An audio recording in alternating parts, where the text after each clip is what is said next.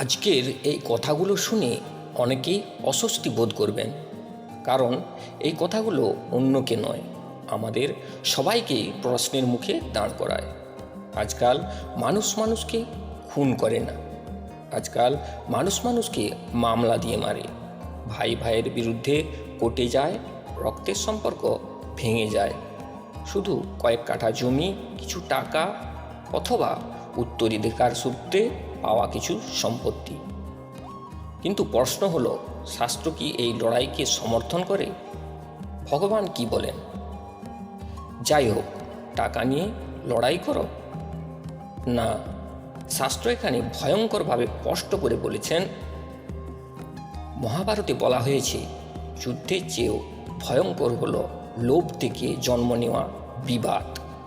কারণ যুদ্ধ শেষ হলে শান্তি আসে, কিন্তু লোভের মামলা শেষ হলেও মনের মধ্যে বিষ থেকে যায়।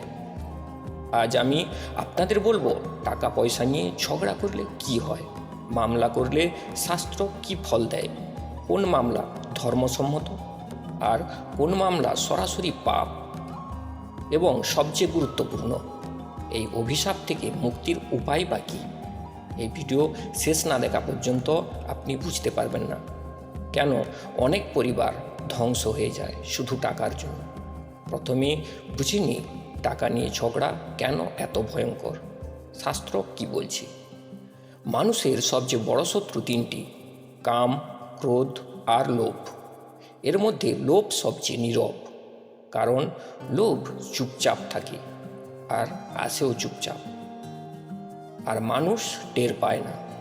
যখন সে ধর্ম ছেড়ে অধর্মে পা রাখল, তখন গরুড় পুরাণে বলা হয়েছে, অন্যের অর্থে যে চোখ রাখে তার ঘরে লক্ষ্মী থাকে না, তিনি স্থায়ী হন না।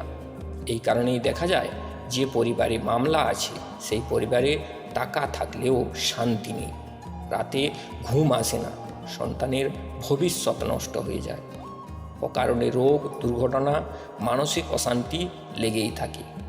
মানুষ ভাবে মামলা জিতলেই সব ঠিক হয়ে যাবে, কিন্তু শাস্ত্র বলে মামলা জেতা মানে মুক্তি নয়, অনেক সময় সেটা আরও বড় বন্ধনের শুরু। এবার আসি সবচেয়ে গুরুত্বপূর্ণ প্রশ্নে, সব মামলাই কি পাপ? না, শাস্ত্র এতটা অন্ধ নয়। মহাভারতে শ্রীকৃষ্ণ নিজেই বলেছেন, অধর্মের বিরুদ্ধে দাঁড়ানোই হলো ধর্ম।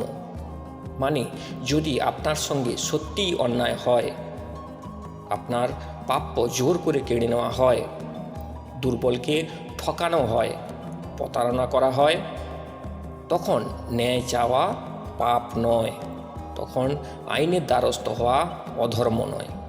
কিন্তু এখানেই একটা শর্ত আছে। শর্ত হলো, মনের মধ্যে লোভ, প্রতিশোধ আর অহংকার থাকা চলবে না। আপনি ন্যায় চাইবেন, কিন্তু কারো সর্বনাশ চাইবেন না। কিন্তু এখন শুনুন ভয়ঙ্কর অংশটা। গরুড় পুরাণে স্পষ্ট করে বলা আছে, যে ব্যক্তি মিথ্যা মামলা করে, যে অন্যের টাকা আটকে রেখে কোর্টে টেনে নিয়ে যায়, সে শুধু নিজে নয়, তার পিতৃপুরুষ পর্যন্ত নরকে কষ্ট পায়। এটা শুধু কথা নয়, এটা শাস্ত্রের সতর্কবাণী। কারণ মিথ্যা মামলা মানে আপনি জেনে বুঝে অন্যায় করছেন, আপনি জানেন আপনি ভুল, তবুও আপনি আইনের নাম দিয়ে অন্যের জীবন নষ্ট করছেন। শাস্ত্র বলে, এই পাপের ফল জন্মে পুরোপুরি নাও আসতে পারে, কিন্তু পরের জন্মে এড়ানো অসম্ভব। আপনি খেয়াল করলে দেখবেন, অনেক মানুষ মামলা জিতে যায়, কিন্তু তারপর থেকেই তার জীবনে অদ্ভুত অদ্ভুত সমস্যা শুরু হয়। হঠাৎ বড় অসুখ, সন্তানের পড়াশোনার বাধা, অর্থ এলেও হাতে থাকে না, ঘরে সবসময় অশান্তি। শাস্ত্র বলে এটা হলো অন্যায়, অর্থের অভিশাপ। লক্ষ্মী দেবী ধন দেন, কিন্তু অধর্মের ধন তিনি আশীর্বাদ দেন না। মহাভারতের একটি ভয়ঙ্কর কথা আছে, অধর্মের অর্থ আগুনের মতো, হাতে ধরলে গরম লাগে না, কিন্তু ভেতর থেকে পড়তে থাকে।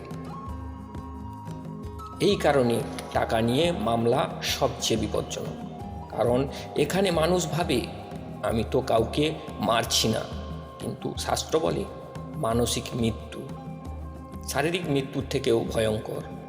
এখন আসি এর মুক্তির উপায় কী। শাস্ত্র বলছে যদি টাকা পয়সা নিয়ে ঝগড়া শুরু হয়ে যায় তাহলে 3টি কাজ অবশ্যই করতে হবে। প্রথম কাজটি হলো নিজের মন পরিষ্কার করুন, নিজেকে প্রশ্ন করুন, আমি ন্যায় করছি না লোভী। দ্বিতীয়, সম্ভব হলে আপোষ করুন। শাস্ত্র বলে আপোষ দুর্বলতা নয়, আপোষ হলো অনেক সময় সর্বোচ্চ ধর্ম। তৃতীয়, ভগবানের নাম নিন, বিশেষ করে বিষ্ণুর নাম বা নারায়ণের নাম। গরুর পুরাণে বলা আছে যে ব্যক্তি নিয়মিত নারায়ণ নাম জপ করে তার জীবনে মামলা বিবাদ ধীরে ধীরে শান্ত হয়ে যায়। এই ভিডিও শেষে আমি আপনাদের একটি সত্য কথা বলবো, টাকা গেলে আবার আসে, জমি গেলে আবার পাওয়া যায়, কিন্তু ধর্ম গেলে আর ফেরে না। আর যারা টাকার জন্য ভাইয়ের বিরুদ্ধে মামলা করছে, কাল তাদের সন্তানরাই তাদের বিরুদ্ধে দাঁড়াবে। এটাই কর্মফল। আপনি যদি মনে করেন এই কথাগুলো শুধু আপনার জন্য নয়, এই কথাগুলো আজকের সমাজের জন্য, তাহলে এই ভিডিওটা শেষ পর্যন্ত দেখুন আর অত্যন্ত একজনের সঙ্গে শেয়ার করুন, কারণ হয়তো এই ভিডিওটাই কারো পরিবার ভাঙা থেকে বাঁচাবে। জয় নারায়ণ, জয় সনাতন ধর্ম। বন্ধুরা, ভিডিওটি যদি ভালো লাগে অবশ্যই লাইক কমেন্ট শেয়ার করতে ভুলবেন না। আর চ্যানেলে যদি নতুন হয়ে থাকেন চ্যানেলটি সাবস্ক্রাইব করে পাশে থাকা বেল আইকনটি ক্লিক করবেন, কারণ আমাদের চ্যানেলে প্রতিনিয়ত এই ধরনের গুরুত্বপূর্ণ ভিডিও আসতেই থাকে। সবাই ভালো থাকবেন, সুস্থ থাকবেন, দেখা হচ্ছে পরের ভিডিওতে।